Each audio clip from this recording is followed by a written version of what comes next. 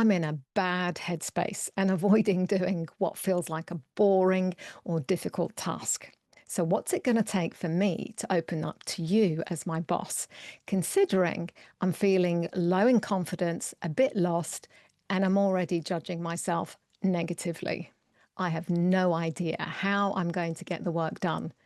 And can I trust you not to write me off as incompetent? Let's find out.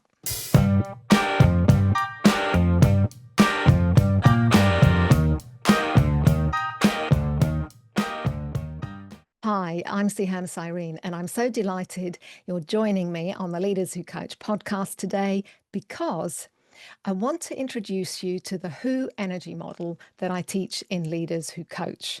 This simple model is going to help you as a coach leader build trust in every conversation you have.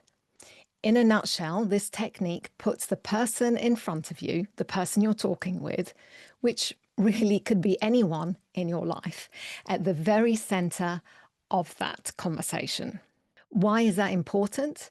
Because when you place their need to think something through, to unpack their thoughts, beliefs, and doubts, to figure out what is important to them about what they do next, you are primed to listen to who the person, your direct report, is being in this moment and listen to who they want to be to do their work well. You will know exactly what questions you need to be asking them to help move them from a negative headspace to a positive one. From there, they can mobilize themselves. Why is it important to place your direct report at the center of the conversation? As you've heard me talk about it before, the secret to unlocking accountability, specifically willing accountability, is to help your direct report come up with their own approach, solution, or set of actions, one they fully or substantially own, because that process builds a strong emotional attachment in them to follow through and achieve successful outcomes. Okay, so two key ingredients to your direct report getting unstuck are being in a positive headspace and designing their own solution or actions. Makes sense. But let's take a look at what complicates and challenges us when we use this model. The Who energy model is simple and straightforward, kind of what makes it a model. And you and I are going to scoop into the details in a moment. But us being us, we waddle in with a generous dose of human complexity, our egos, uncomfortable feelings, and an unrelenting sense of urgency. Of course, there's a pile of other stuff too, but these three are plenty. I'm not saying that these are not relevant. What I am saying is that as a coach leader, you need to develop an awareness of their relevance to your direct report, which could possibly be none, be able to quickly accept this reality and apply your coach leadership conversation skills, listening, patience, no judgment, no heavy lifting, and asking good questions to help your direct report own their challenge, their feelings about it, and their decisions for action. It's this combined capability as a coach leader that builds sufficient levels of trust for your direct report to open up in a conversation and share their most important things with you. Now, because we have a tendency to assume meanings for words and phrases like egos and uncomfortable feelings and an unrelenting sense of urgency, here's what I mean by each of them. Our egos are, of course, useful sometimes, but a lot of the time they get in the way because we hold a sense of self-importance, ownership over what is the truth or what is correct, the need to be perceived as all-knowing with all the answers and ideas, the need to cover up our mistakes, our need to preserve and protect our own sense of self, to protect activities we're connected to omit information that's less favourable that could backfire, or we fully lie about events to avoid or deflect attention. In conversation with our team members, our egos can be noisy internal monologues with solutions, do it this ways, and impatience that stop you from listening deeply and cleanly to what your direct report is saying.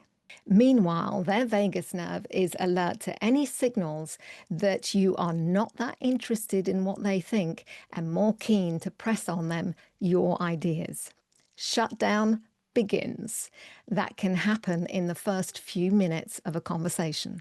When it comes to uncomfortable feelings, we excel at avoiding any expression of them or hearing them, and we equally excel at glossing over them as quickly as possible. In this regard, work is conveniently pressured and makes it okay for us to justify not checking in on feelings with the "we have too much to get through, not enough time." The added complication is our own experience of expressing feelings as children, how the adults around us responded to us when we felt hurt or had big feelings, whether we felt ashamed of them or whether we were allowed to have them and were shepherded through them to understand them. It was rare that an adult had enough wisdom themselves to show us how to navigate our complicated and strong feelings. And not much has changed since. You pretend you didn't hear their pain, and they're grateful you're not awkwardly asking them about it. Compounding both our ego situation and our feelings quandary is an unrelenting sense of urgency, especially at work. Urgency for everything to be done yesterday, always feeling like we're behind, just about keeping our head above water, never ending to-do lists, saying yes to everything and no to nothing, comparing our success against our peers, pushing the envelope, proving ourselves, studying for more credentials, making our numbers, growing our team, letting some go. So when your team member comes to you with a situation, you feel it's always coming to you too late, a nasty surprise with consequences, explanations you're going to have to make, time you need to buy or steal from somewhere else. And so it's no surprise you find yourself searching for the quickest fix, which is to tell them to do it your way, or worse, to take over and do it yourself. These three big pressure points are egos, uncomfortable feelings, and this unrelenting sense of urgency are the complexities in our human nature that make it hard to slow down and put the person in front of you at the center of the conversation. In their training, leaders who coach find these the hardest aspects of being a coach leader. And they are hard because thus far, this is how we have reacted to the world around us. It's what we've watched other leaders do, it's what we've learned to copy. The trouble is, these are not intentional or strategic responses. They're reactions. They are coping mechanisms in the absence of anyone showing us better, calmer, more thoughtful ways to respond. And we need to acknowledge this reality of ours, the reality of how we are getting in the way of our team members growing in their own confidence and capabilities. Let's not waste time, though, or energy judging ourselves harshly. We make a better investment when we find acceptance, peace, and maybe even laugh at ourselves and promise to grow ourselves with practice over time. The change in us is slow, and that is a good thing. There's a lot of brain and heart rewiring to do, and that is exacting high energy work. Incidentally, it's why my leaders who coach cohort programs run over 4 months, because the learning is layered, gradual, and builds like compound interest. Experimenting and refining with new skills require repetitive opportunities to practice, like our daily one-to-one and team meetings that we're already in.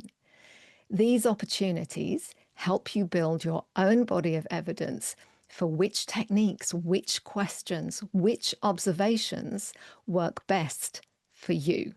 Okay, thank you for being patient with me as I defined those pressure points.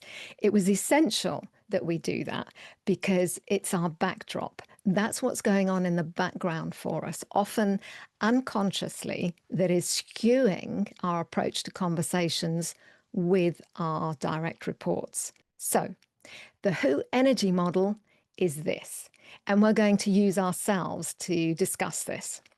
Some days we're in a positive state of mind and we seem to glide through work. We feel energized and motivated and everything is ticking along nicely.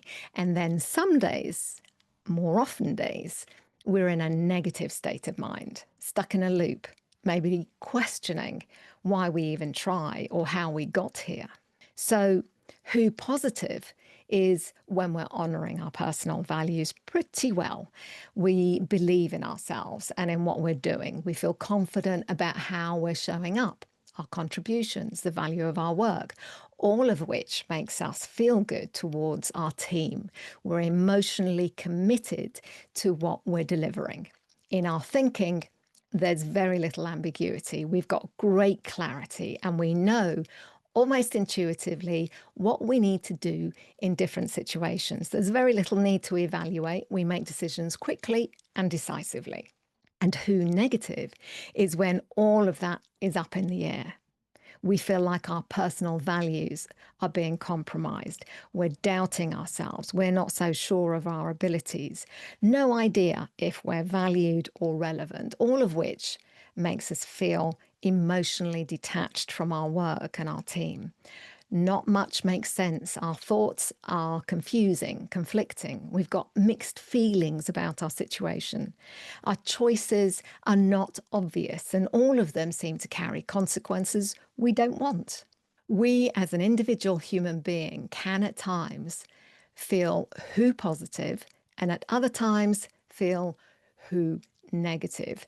Our positive state of mind can feel short-lived, infrequent, while our negative state of mind can last for days, weeks, and months.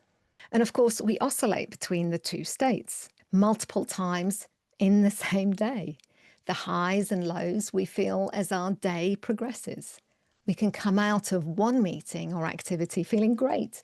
We feel we can handle pretty much anything, and we know what we need to do, and we do it. And then just one bad 5-minute exchange with someone, our vagus nerve registering something unfavorable to us in a split second during a meeting, or a rejection, resistance, or objection to something we are proposing.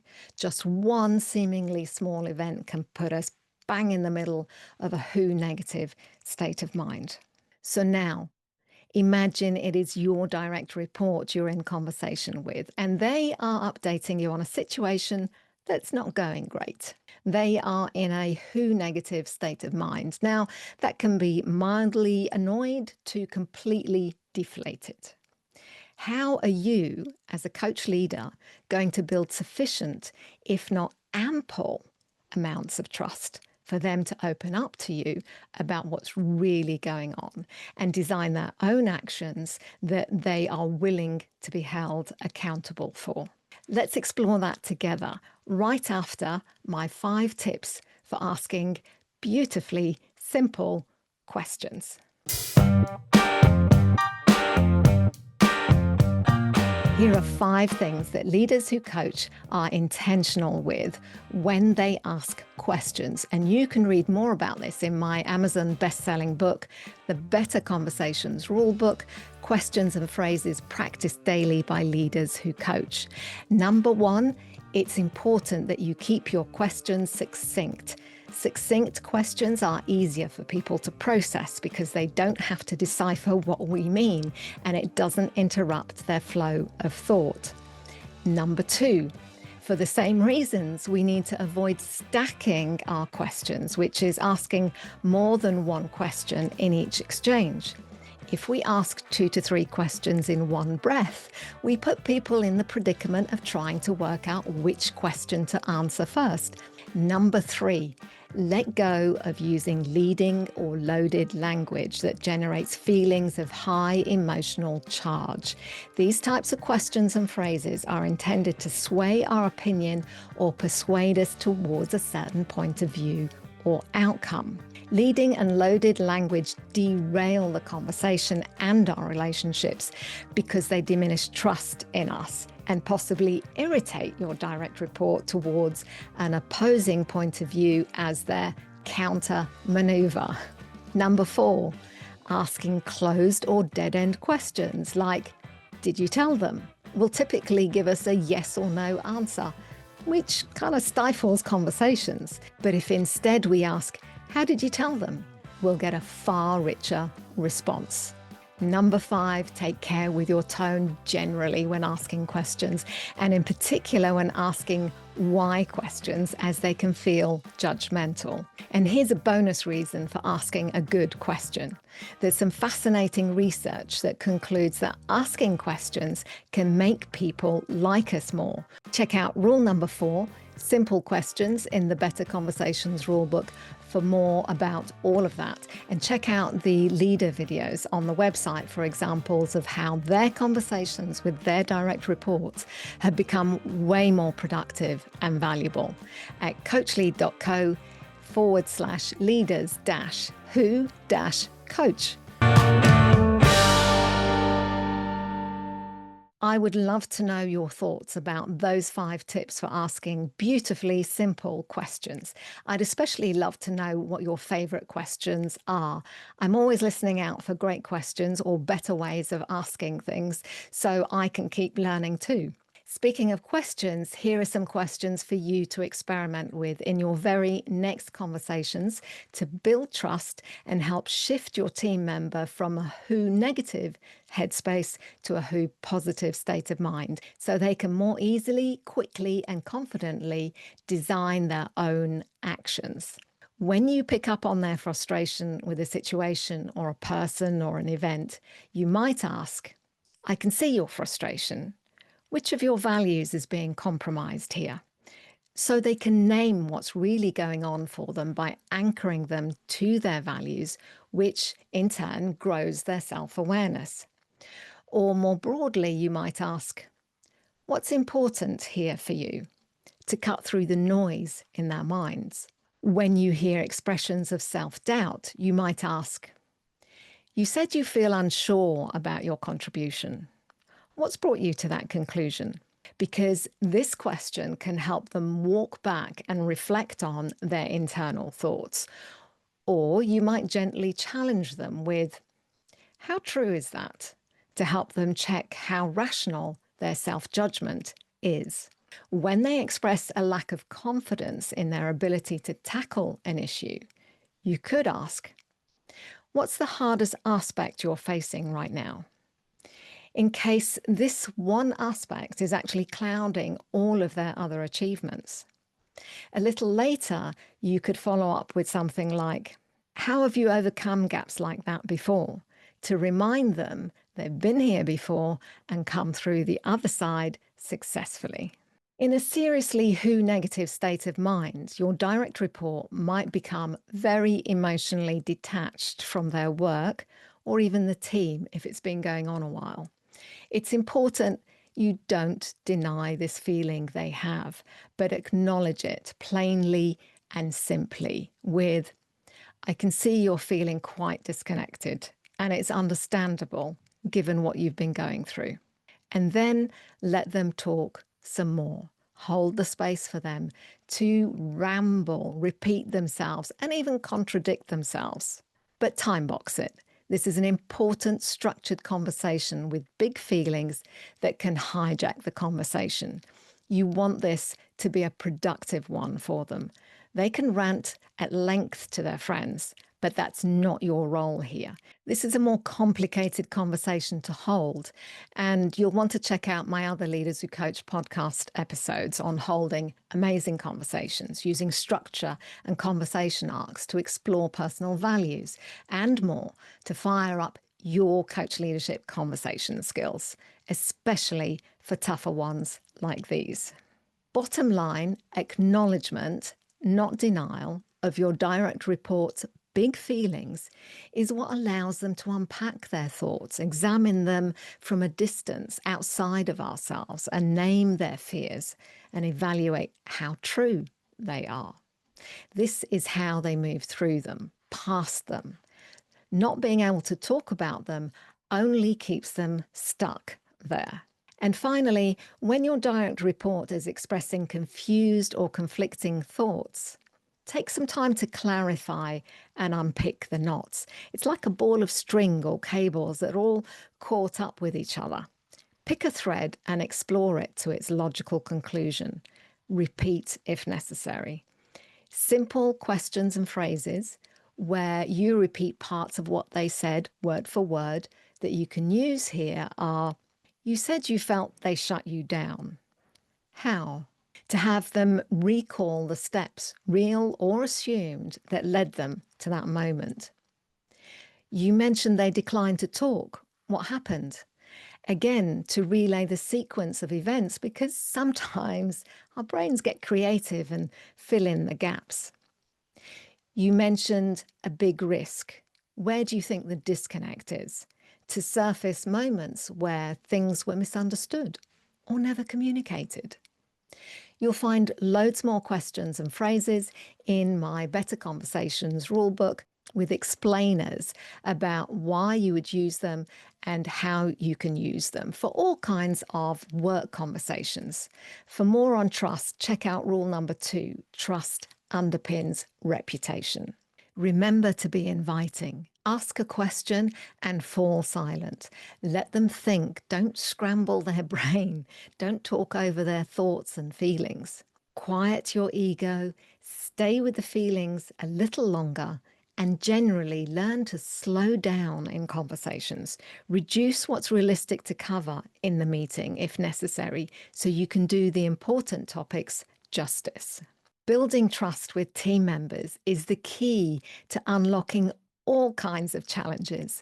Your ability to ask the simplest, most powerful question makes so much of the difference for you and them between a frustrating, repeat conversation and a liberating, freeing, and empowering conversation where they feel they have agency, freedom, and choice over how to move through a situation, what opportunities are waiting for them, and a reminder of just how capable they are.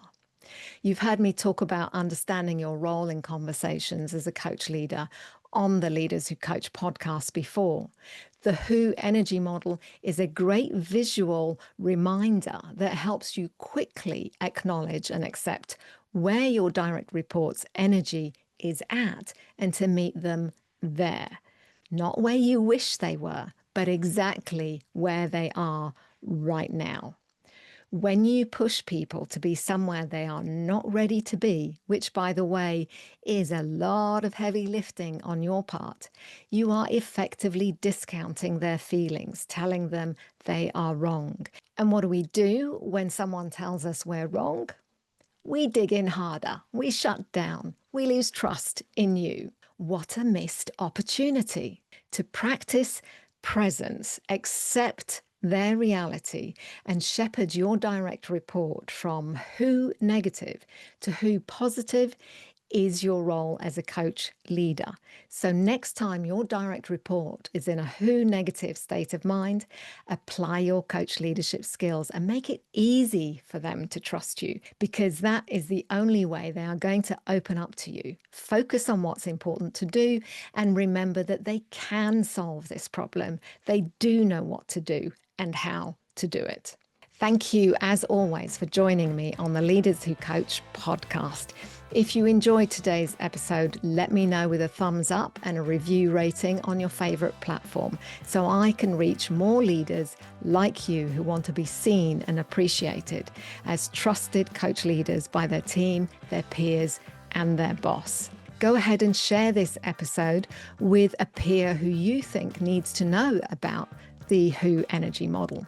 Check out the links in the description for more details on the Better Conversations rulebook, including a team discount code for volume orders of the print edition, links to my socials, and of course the Leaders Who Coach course.